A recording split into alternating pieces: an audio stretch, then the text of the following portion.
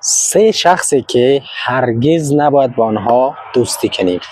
دوست من، دوستی یک نعمت بزرگی است که نمی شود آدم هر کسی رو دوست خطاب کند. پس در انتخاب دوستت دقت بکن به این سه شخصی را که من میگویم، آنها را هیچ زمان همراهش دوست نشو.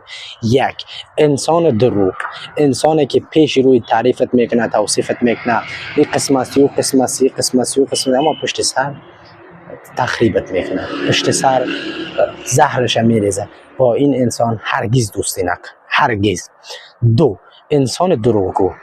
صداقت یک چیزی است که پیامبر اسلام سر او تاکید کرده است، علما تاکید کردن، جامعه سر او تاکید داره و اعتماد بالای صداقت یک انسان کل مراحل باید سپری شود تا زمانی که انسان صادق ثابت شود. پس انسان دروغگو هرگز نباید دوستت باشد، چرا؟ زندگی تو را برباد میته.